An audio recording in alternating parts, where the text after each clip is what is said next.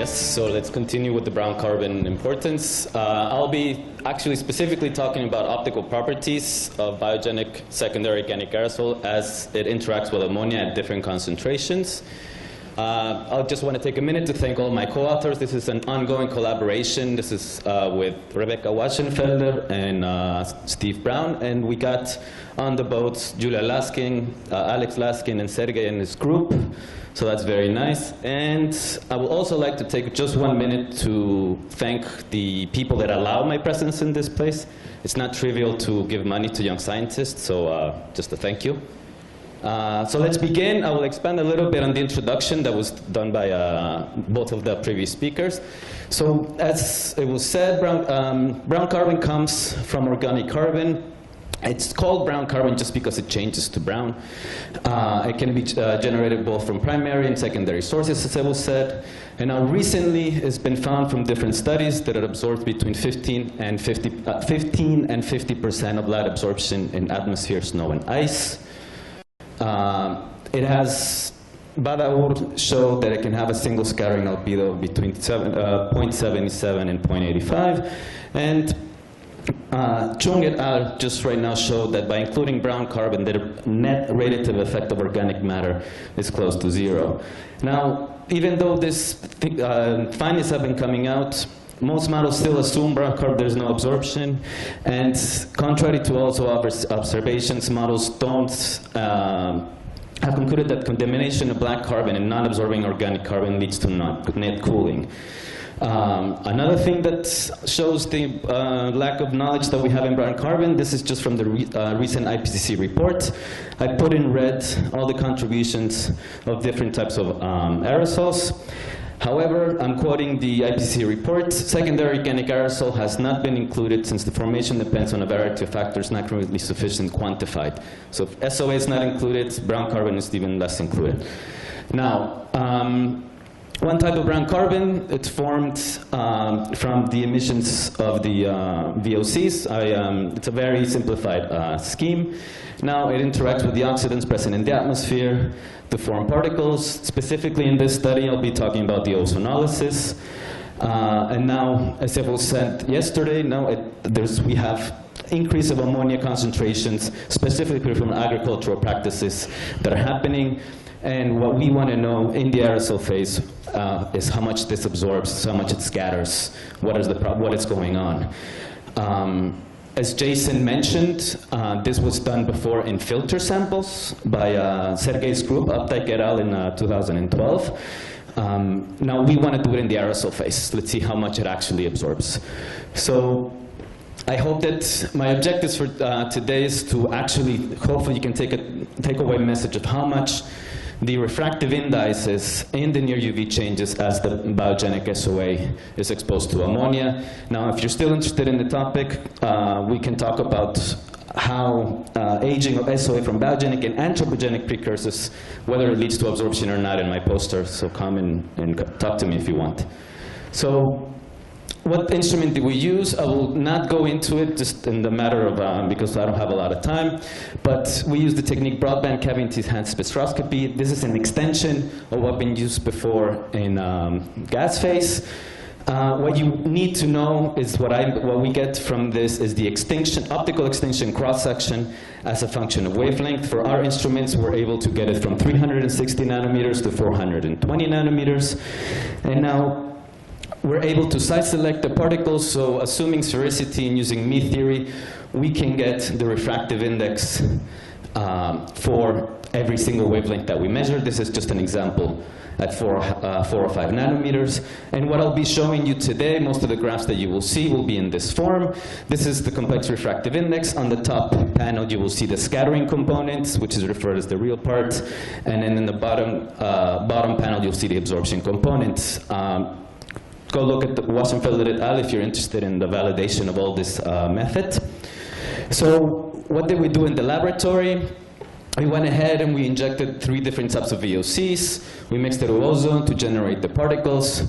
We stopped the reaction, humidified the aerosols, and then allowed it to interact with ammonia for 1.5 hours. We took the water away, we took the ammonia away, and then we did the size selecting to get the complex refractive index. So what do we get? I'll start with alpha pining SOA. So the first thing we did is measure the refractive index without ammonia present. As expected, it's been seen before. There's no absorption at all. We see 0 over here, and we see just the refractive index change from about 1.52 to 1.48 in our measure region of 360 to 420 nanometers. We went ahead and added 300 ppb of ammonia, which is already high for atmospherically relevant concentrations, and 0. We see absolutely nothing. We did 2 more concentrations up to 1.9 ppm of ammonia, which is a lot, and we still see practically 0 absorption. Now, we did this for 2 other substances, limonene, that you can see in the right upper panel, and alpha-humulene. And if you focus your attention on the blue markers, it's 1.9 ppm of ammonia for limonene and 1.3 ppm of ammonia for alpha-humulene. This is when we actually can see detectable absorption in our system. Now, I'll remind you, Updike et al. Saw a significant increase in absorption, specifically in the 300 and 420 nanometers. So we're saying, okay, what's going on?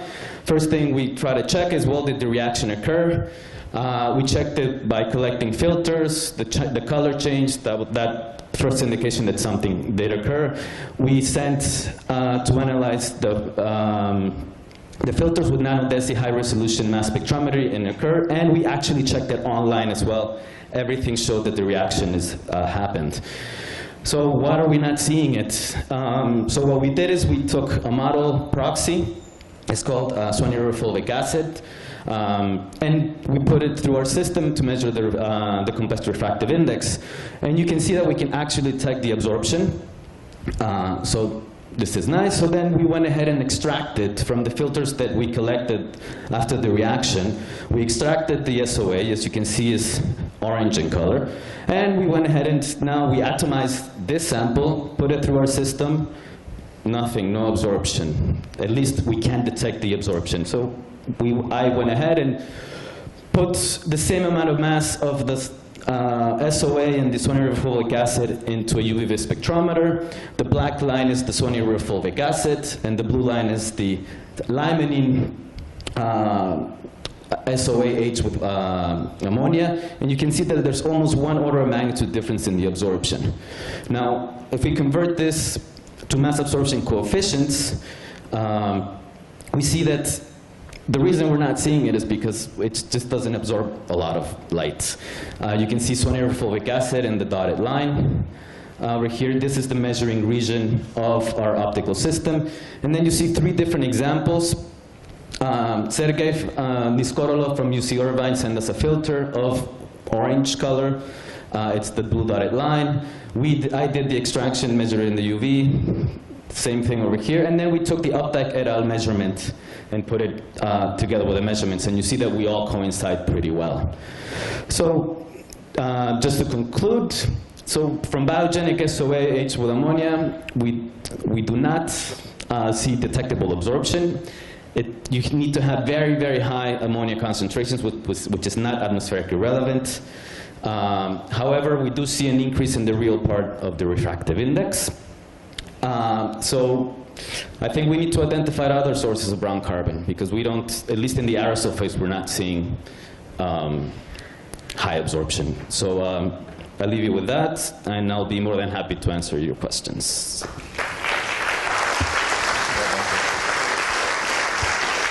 Okay, thank you very much. Sorry. Questions?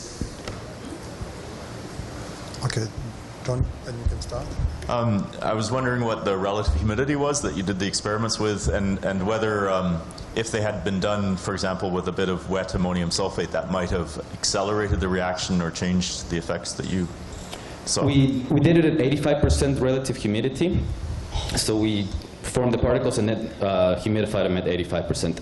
If we would have put seed aerosols, the thing is the reaction occurred. So it's not that that was the first thing that we were worried, whether we actually had brown carbon. But you saw the, this is orange. The reaction occurred. I can show you, actually I have it in secondary slides. This is the filter. You can barely see it over here, but it changed to orange. So in that sense, that was not our concern. I have a question Yes. along the same lines. If I correctly saw your setup, you are drying your particles before Yes. measuring the absorption. Yes. Why? And if you don't dry, does it change the results?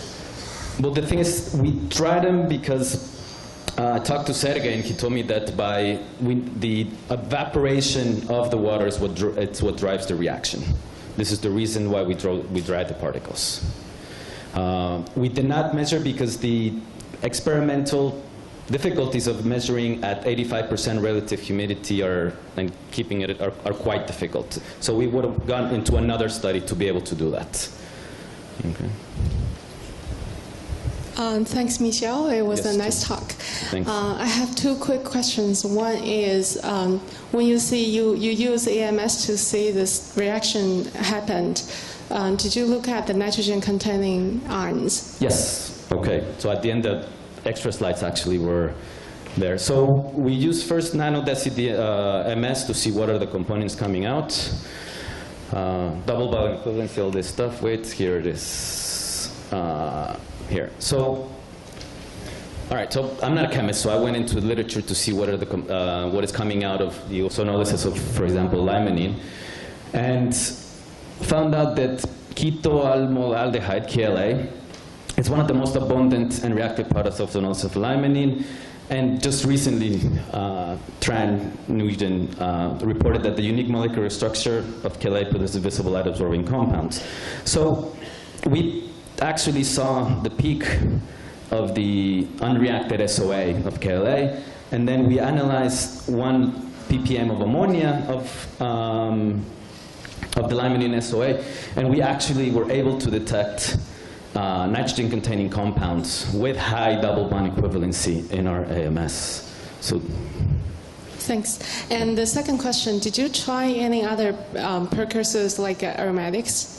no, we've just the 3 precursors that I show you: alpha-pinene, limonene, and alpha-humulene. We had to restrict it, matter of lab and time. So. Okay. Thank you very much. Oh.